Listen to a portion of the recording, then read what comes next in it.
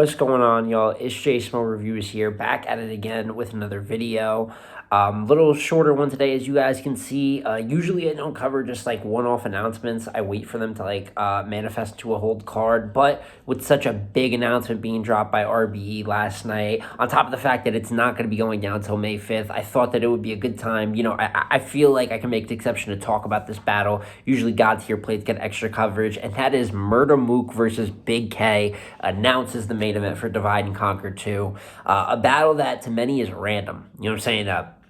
And it is. There's no question about it. I mean, considering all the names Mook has talked to, which we'll get into, the Hitmans, the Easies, the Nitties, even other outside matchups that possibly have a chance of going down. Big K is not one we saw coming. If you guys are kind of hounds of the internet like I am, you'll know that. ARP did have a tweet a while ago talking about if Murda Mook...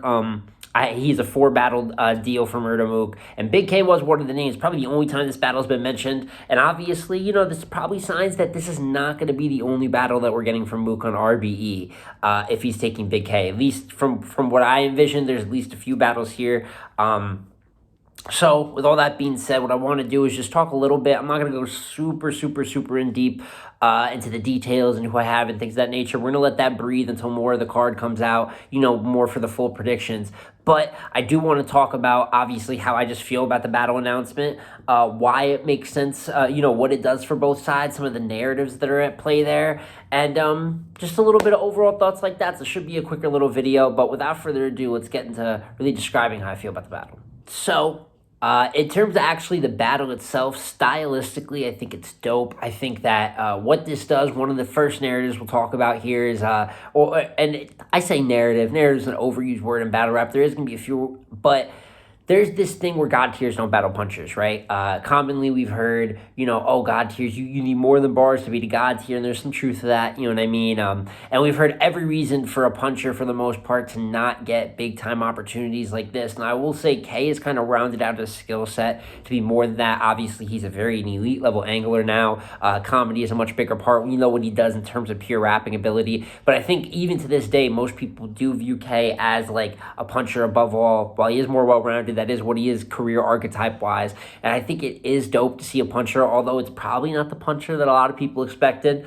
Rum Nitty, obviously, has been calling out Mook, and a couple other guys, talking about punchers can never beat me. I know Calico is another of that ilk of, high-level battler. And which is funny most of the time is that, I know that people are probably upset that, he's going to battle a puncher. Why would he take K instead of Nitty? Well, theoretically, the way the contract come out, I doubt that Nitty was really something that was on the table to that extent, right? So it's not like he, completely just ducked one for the other. I think that we don't want to let that get too out of hand because that doesn't make too much sense either, although there's obviously other opponents, specifically a puncher, that people were asking for over K. But... it does bring into question, it is dope to see a puncher getting a shot, because while all these God tiers say they're above battling punchers, they never really have any on their resume, and if they do, they've had some debatable battles or a loss per se, right? Like a Calico, like I mentioned as an example. Talking about puncher can never beat me, and a few of the closer battles he's had in his career. I mean, Heartless was very early in his career, but he lost to him as a puncher, right? And then he battled Fonz. That was a competitive battle in a one-rounder. It's just... I understand that substance is needed at the next level, but I don't like the fact that we cancel out kind of a whole great genre of battlers and say, they're punchers, so they can't beat us. And then you just never battle them ever. You never test if that's a true theory. So I do commend Mook, for taking someone like this. And on top of that, something else, not in New York. It is going to be a smaller room event. This is volume style shot. We know the blue room, which is shot by Avo. You know what I'm saying? So it's no shocker of the similarities there in shooting style. One of the best in the business when it comes to camera work. But it is going to be in Atlanta, so there's not going to be this whole, it's going to be New York crashing down like it was in the Geechee battle, which a lot of people were upset about. He's going to have to work a room of, I'd say, fairly unbiased. Not just all fans. It's a lot of actual battlers in there and stuff, but I don't see any huge biases. And Mook comes in there and raps well. He's going to get reaction. If he doesn't, he won't. And that leads to the last part.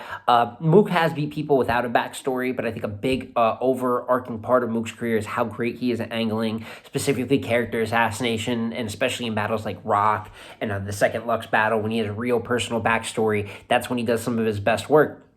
You know, Geechee, while I don't think it was the greatest performance, it was definitely a really good performance. Showed some of that stuff without the backstory, but here he has nothing really to go off with K. I mean, there's going to be some of the base angles, might be some white angles, might be some RB angles, getting, you know, being abandoned by URL, however he wants to spin it, you know what I'm saying? Because he didn't get abandoned by URL, but you get what I'm saying. You know, there's material out there to work with, but for the most part, he's just gonna have to rap good. I'm expecting a little more in the name flips, hopefully really big into the scheme bag like he was versus Rock, and it's more about just coming up with creative content rather than just taking one angle and holding on to that and working that all 3 rounds. So when you take all those things into consideration, I think that although the matchup on paper isn't the most interesting, right? It's K and Mook, and it's kind of shocking. It's gonna Mook outside of New York. Mook rapping mostly what's gonna have to be just creative material. You might see a little bit more in the punchline and pen side, like I said, which I think is what people want. Kind of working away from the outdated references and him just rapping really good content wise. On top of that, the last point that I want to make is both of them are amazing pure rappers.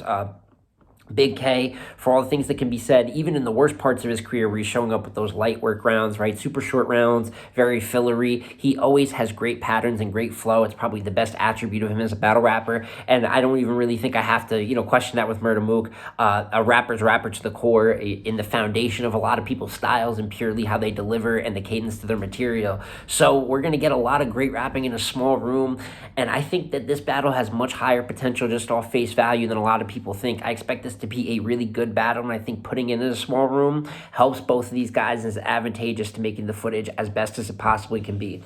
But just wanted to give my little synopsis there of how I feel about the battle. I think it makes sense for both, right? I think Mook is taking someone, I'm sure he's being paid a handsome check, right? And on top of that, he's taking someone who's respected. Obviously, Big K's look in good spirits right now after the A-Ward battle, so it's a more respected name than I think Big K would have been probably if he took him in the middle of last year. And he gets to go in a small room, flex the pen a little bit more as opposed to the angling, which I think is what a lot of us want to see him do. And as for Big K, obviously makes sense for him. It's a Murda Mook battle, but it just goes to show Big K adds to another underrated kind of legend resume that people want to ignore. Not the most likable guy, that is by his doing, you know what I'm saying? So I completely understand that. But when you do go and break down the work, this man is battle conceded, you know what I'm saying? He's battled the Ill Wills. He's battled all types of legends. Iron Solomon, A-Verb, and now you add Murda Mook to this resume, along with many others that he's battled. So, looking forward to this one. Like I said, you guys let me know in the comments down below how you feel. I expect a lot of negative turn back in this battle, and I understand, but just let me know why. But like, comment, subscribe. It's been J Smo Reviews again, y'all. I'm going to catch you on the next one. Peace.